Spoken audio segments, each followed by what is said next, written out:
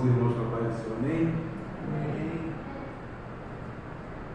Antes de tudo, eu quero agradecer ao pastor Mauro, ao pastor Elisa, pelo carinho, confiança de entregar o culto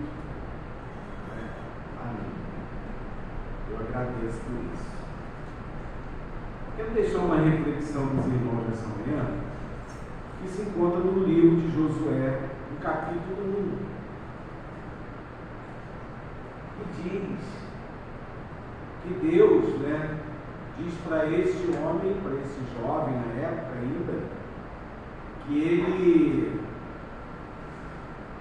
deveria ser forte e corajoso. Amém?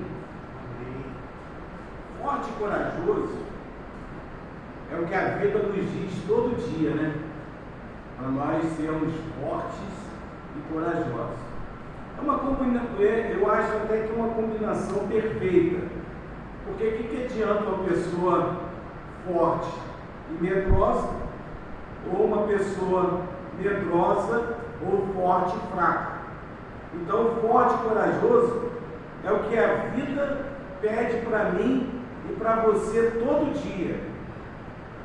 Mas antes de falarmos sobre esse jovem, sobre Josué, eu gostaria de lembrar sobre um jovem que foi colocado no cesto e levado pelo rio Nilo à presença da filha de Faraó.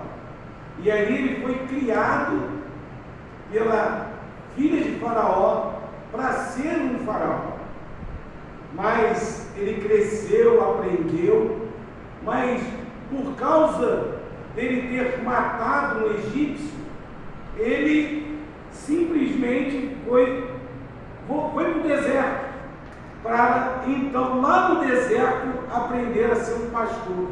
E ali ele foi pastor de ovelhas, e Deus fez um chamado a Moisés para que ele voltasse a então libertar o povo do Egito, libertar aquele povo e levar a terra prometida. Esse jovem Moisés, agora, ele é morto. A Bíblia diz que ele morreu e deixou um sucessor. Quem é esse sucessor? Josué. Quem era Josué? A princípio, Josué, o nome dele não era Josué, era Oséias. E ele foi então dado o nome de Josué por Moisés. E Josué, ele era filho de Nun, da tribo de Efraim. Quem era Efraim? Um dos filhos de José. Um dos filhos de José que se foi aderido às 12 tribos de Israel. Mas vamos ao texto. Diz assim a palavra de Deus: sucedeu depois da morte de Moisés, servo do Senhor, que o Senhor falou a Josué, filho de Nun, servo de Moisés, dizendo: Moisés, meu servo, é morto. Levanta-te, pois, agora, passa esse Jordão, tu e todo este povo, a terra que eu dou aos filhos de Israel. Amém? Vamos orar. Senhor, nosso Deus e Pai, em nome de Jesus, nesta manhã, pedimos que o Senhor venha dar luz a esta palavra, que o Senhor venha nos dar sabedoria, meu Pai, que nós venhamos aprender com este jovem como ser bem-sucedido, como podemos ser fortes e corajosos diante das lutas, tribulações e guerras que se levantam todos os dias sobre nossa vida. Pai, que não seja a minha boca, que não sejam as minhas palavras, mas que o Teu Espírito venha nos ensinar nesta manhã, em nome de Jesus. Amém. Amém. Força e coragem. Força e coragem é o que nós precisamos para vencer os obstáculos da vida. Como o pastor mesmo disse, que a vida não tem sido fácil para ninguém, mas diante das lutas nós podemos ser fortes e corajosos ou não. Mas o que me chama a atenção no começo desse texto é que Deus chega e diz assim: E sucedeu depois da morte, servo do Senhor, que o Senhor falou a Josué, filho de Nun, servo de Moisés, dizendo: Moisés, meu servo, é morto. Em nenhuma parte desse texto, Deus chama Josué de servo. Por quê? Porque até então, Josué era servo de Moisés. Moisés, sim, era servo de Deus, conhecia Deus, vivia e falava direto com Deus. Ele recebia de Deus e mandava para o povo. Ele recebia de Deus e falava com o povo. Agora não. Agora Moisés é morto. E Deus está falando com Josué. Josué, agora você vai mudar de fase. A fase que eu quero você agora é um outro nível. Até agora você é servo de homens. Eu quero você servindo a mim. O que eu aprendo com isso? Tem muita gente que passa anos e anos e anos servindo a homens, achando que está servindo a Deus. O que acontece aqui é que Deus está chamando a atenção de Josué. Josué, a partir de agora, você tem que subir de nível. É como um videogame. Você vai passando de fase. E cada vez que você vai passando de fase, vai se tornando mais difícil. É ou não é assim? Você vai se tornando mais difícil. E agora eu quero que você esteja em outro nível. Porque até agora, quem mandava espias à terra de Canaã era Moisés. Mas agora é você quem vai mandar espias à terra de Jericó. Eu quero que você suba de nível. Eu quero que você agora saia de coadjuvante e passe a ser o ator principal, porque vai estar todo mundo olhando para você, exigindo de você. É como você vai ao médico. Você chega ao médico e ele te dá um diagnóstico. Ele chega para você e fala assim: olha, faça um exame. E diante daquele exame que o médico passa, você vai agir ou não. Porque existem pessoas que agem. O que eu quero dizer? Que está todo mundo olhando para mim e para você. Está dizendo, apontando o que você deve fazer ou não. Você examina ou não. Diante do exame você age contra aquele problema ou não. Mas o que Deus está falando aqui para Josué? Está falando: Josué, agora é você. Está todo mundo olhando para você, está todo mundo colocando a fé em você, porque Moisés é morto. O que me serve, Josué também hoje é morto, mas o que ele me serve o que de hoje? Exemplo, assim como Pedro, Tiago, João, todos aqueles da Bíblia estão mortos. O que ele me serve hoje é de exemplo, para que eu venha seguir ou não. Ele está me apontando como o caminho que eu devo fazer para ser bem sucedido. Se é santidade, se é buscar a Deus, se é me consagrar, se é colocar a minha vida no altar ou não, se é eu me dedicar a Deus ou não, se é eu me dedicar à obra dele ou não.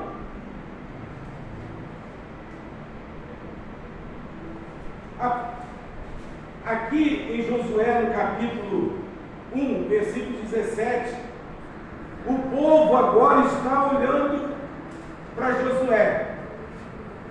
E o povo está dizendo assim, ó: como tudo ouvimos a Moisés, 1,17, assim te ouviremos a ti, tão somente que o Senhor teu Deus seja contigo, como foi com Moisés. Todo homem que for rebelde à tua boca e não ouvir as tuas palavras, em tudo quanto lhe mandares, morrerá. Tão somente esforça-te e tem bom ânimo. Aqui o povo está dizendo para Josué: Josué, você está dizendo agora que Deus é contigo. Então, se Deus é contigo, Josué, nós vamos querer ver, né? Porque às vezes você diz: olha, Deus é comigo. mas o povo está querendo ver o resultado de Deus na sua vida. A sua família está olhando para você, o seu trabalho, as pessoas estão olhando para você, porque você diz que é crente, então as pessoas estão olhando para você. Aqui ele está dizendo assim: Josué, qualquer um que for contra você, morre. Na entrelinha está dizendo assim: mas também se Deus não for com você, quem morre é você, camarada. Porque você está dizendo que Deus é contigo? Então queremos ver, porque existe aqui um povo, existe uma multidão de pessoas que agora está dependendo de você, está dependendo da sua força, está dependendo da sua oração, está dependendo de você, porque até então você dependia de Moisés, até então você dependia da oração do pastor, da oração de outra pessoa, mas agora eu quero te passar para um outro nível, que é eu e você. O véu foi rasgado e você tem acesso direto a Deus. E você tem que mudar de fase, porque se você não mudar, você morre. Você fica parado, esquecido, parado no tempo. E aqui o povo está olhando para ele, está olhando, mas agora quem vai? O Senhor disse a Josué,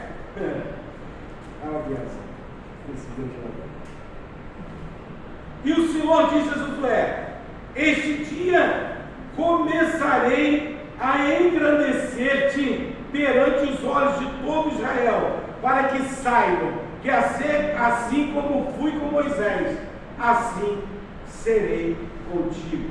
Amém? Aqui Deus está confirmando que é com Josué, mas está todo mundo de olho nele, está todo mundo dizendo para ele assim: e agora, Josué? E agora? Moisés é morto. Você diz que você é a bola da vez, você é o cara que está de frente e nós vamos te seguir. Aí então Deus agora vai mostrar para aquele povo que ele é com eles. Amém?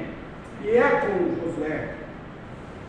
E é interessante que, se você continuar lendo, você vai ver aqui, que Josué então ele vai diante do Jordão. Agora o primeiro desafio de Josué, estar de frente do Rio Jordão, e Deus fala para ele: você vai tocar, ou seja, os sacerdotes vão vir com a arca, e na hora que eles entrarem, que eles tocarem na água do Jordão, a água vai se parar, a água de cima vai se parar, e o povo vai passar bem enxuto. Então isso se cumpre. Josué diz: olha, como vamos passar? E o povo está dizendo: como vamos passar? Mulheres, crianças, gado, tudo isso. E ele fala: não se preocupe, porque Deus falou comigo. Vou encostar, o povo vai vir com a arca, vai encostar o sacerdote, e a água vai parar o rio, nós vamos passar a pé seco. Então, agora, diante da primeira vitória de Josué, o povo então começa a aclamar, o povo passa o Jordão, e agora o segundo desafio: o povo está diante de Jericó, e Deus também dá a vitória a Josué sobre Jericó. Está tudo bem, a vida de Josué está uma maravilha. A Bíblia diz, se você pegar e ler todo o livro de Josué, ele venceu 31 batalhas, 31 vitórias. Josué foi um dos maiores guerreiros conquistadores da Bíblia. Moisés era o homem que foi o maior líder, que conduziu um povo diante do deserto durante 40 anos. Mas agora Josué era o vencedor, era o cara que estava vencendo. O que eu faço? O que eu faço quando eu estou vencendo? Quando está tudo bem? Quando está tudo bem, é uma maravilha, está tudo bem. Eu faço uma festinha, não é, pastor? Eu agradeço, eu vou à igreja, dou culto e ação de graça. Mas agora, Deus diz que a primeira derrota de Josué, a Bíblia diz que e os homens de Ai feriram deles alguns 36, e seguiram-nos desde a porta até Samarim, e feriram-nos na descida, e o coração do povo se derreteu e se tornou como água. Então Josué rasgou as suas vestes e se se prostrou em terra sobre o seu rosto perante a arca do Senhor, até a tarde, ele e os anciãos de Israel, e deitaram pó sobre a sua cabeça. Vou continuar lendo aí. Agora, Josué tem a sua primeira derrota. E a primeira coisa que Josué faz é o que me chama a atenção. Quando está tudo bem, é uma maravilha. Você faz uma festinha, está tudo bem, mas agora não. Agora ele está diante de uma derrota. Diante de uma derrota, o que você faz? Você reclama, você murmura, você desconjura Deus, ou você faz algo que fala assim: Deus é comigo, nada. Mas aí então Josué faz algo diferente. O que ele faz? Ele reúne o povo e ora, vai buscar a Deus. Porque se até agora Deus era comigo, por que mudou? O que está acontecendo? Né? O que acontece? Às vezes nós estamos diante das lutas, dificuldades, mas nós não queremos crescer, nós queremos viver na mesma vida que vivíamos, nós não queremos mudar de fase, nós não queremos ir em frente, nós preferimos viver uma vida estagnada, nós não queremos crescer, nós queremos continuar dependentes da oração do irmão, da oração da irmã. Nós queremos continuar dependendo do irmão, porque é muito mais fácil do que eu crescer, né? Eu posso ser como Peter Pan, vivendo uma vida de criança, apaixonado pelo sininho, né? A vida inteira vivendo na terra do nunca. Eu não cresço, eu continuo na mesma. Ou eu posso crescer e me tornar algo que Deus quer, viver da dependência de Deus, crescer e me tornar maior, ou como o pastor disse, em vez de eu ficar olhando o testemunho do irmão, batendo palma no testemunho do irmão, eu sou a pessoa que conta o testemunho, eu sou o vitorioso, eu sou abençoado. Por quê? Porque no momento em que você fica olhando para a vida do outro, fica olhando para a fé do outro, você uma hora vai desanimar, porque você não tem experiência com Deus. As experiências que nós temos com Deus é que nos fazem ser da fé, que nos fazem confiar em Deus, porque pode vir todo mundo contra você dizendo: ah, esse Deus seu não faz nada. Não, eu sei, Ele me curou, Ele me libertou. Eu tenho a minha própria experiência com Deus. Não é ninguém que vai dizer contra o meu Deus, não é ninguém que vai mudar minha cabeça, porque eu tenho as minhas próprias experiências com Deus. E Josué agora está mostrando isso, que ele está passando de nível, passando de fase, porque quando ele encontra a primeira dificuldade dele, o que ele faz? Então Josué rasgou as suas vestes e se prostrou em terra sobre o seu rosto perante a arca do Senhor, até a tarde, ele e os anciãos de Israel, e deitaram o pó sobre a sua cabeça, e disse Josué: ah, Senhor Jeová, por que com efeito fizeste passar este povo Jordão, para nos dar na mão dos amorreus, para nos fazerem perecer? Tomaram-nos contentarmos, e como ficarmos da além do Jordão. Ah, Senhor, que direi, pois Israel virou as costas diante dos seus inimigos. Agora está diante de Ai, ele está perdendo, porque não adianta mais, ele já perdeu. Mas o que ele faz? Ele ama, ele ora a Deus, ele busca a Deus, ele se consagra, ele ora, ele jejua, ele usa as armas que ele tem, e vamos falar: Deus, me mostra aonde eu estou errando, me mostra o que eu estou fazendo de errado. O Senhor que me levantou, o Senhor que me chamou, e agora este povo está perecendo. O que vão dizer desse povo de Israel, que passou, que até agora venceu Canaã, venceu Jericó, passou o Jordão, e agora está perecendo? Aí Deus então fala para Josué: Josué, você quer saber mesmo por que vocês estão perdendo? Porque há maldição no meio de vós, porque há pecado no meio de vós, porque o povo pecou, porque o povo errou. Então Deus mostra para ele: olha, Israel pecou, e até transgrediram o meu conserto que lhes tinha ordenado.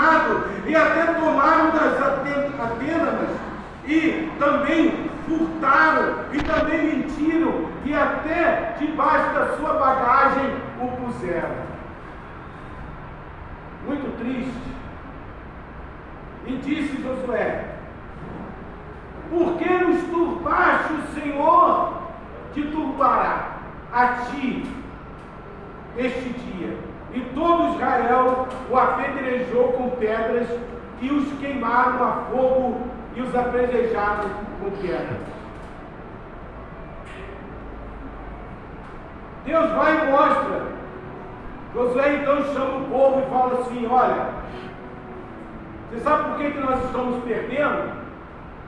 Nós estamos perdendo por causa de um tal de Acã. Deus mostrou. Por causa do Acã, estava escondido, aquele pecadinho estava escondido lá. E ele então, o povo então junta Acã, sua família, tudo que Acã tem, e taca fogo, queima, pedreja, né? Isso está muito atual nos dias de hoje. Parece até que nós estamos vivendo isso lá no Rio de Janeiro, né? O texto está bem atualizado. Mas aqui, Deus está mostrando que o povo está perdendo porque existe pecado, porque existe sujeira no meio da igreja, no meio do povo, e o povo não quer se consertar, não quer um conserto com Deus, e Deus está dizendo: estou queimando, estou cortando, estou matando, estou secando pela raiz. Porque às vezes a pessoa, ela não cresce, a vida não muda, porque ela está errada, mas ela não quer se consertar.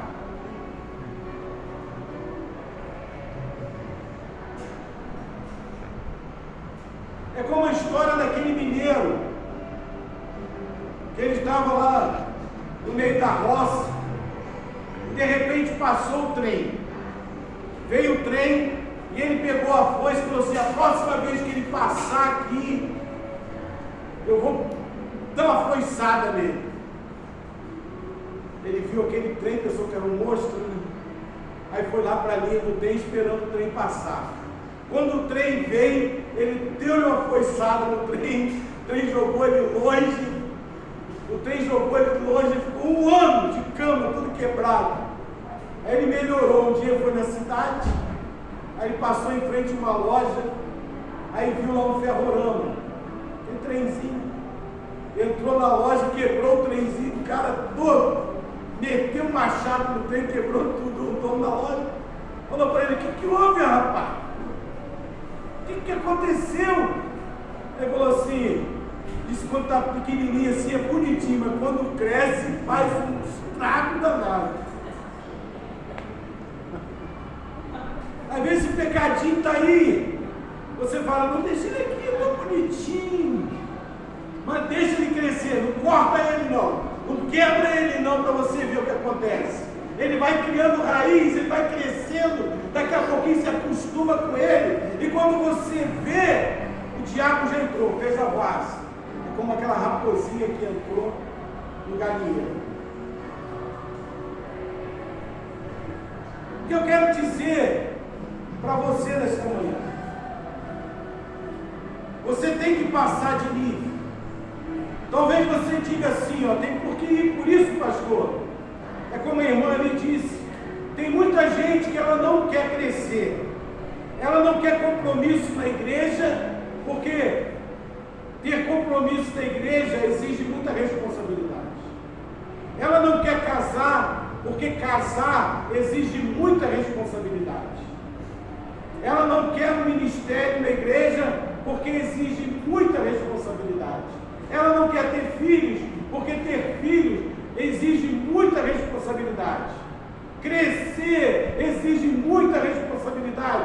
Você vai ter que sair de casa, você vai ter que trabalhar, você vai ter que se sustentar. Por isso que as pessoas preferem viver na terra do nunca, ou então tão distante, né? Que é onde os Peter Pan vivem.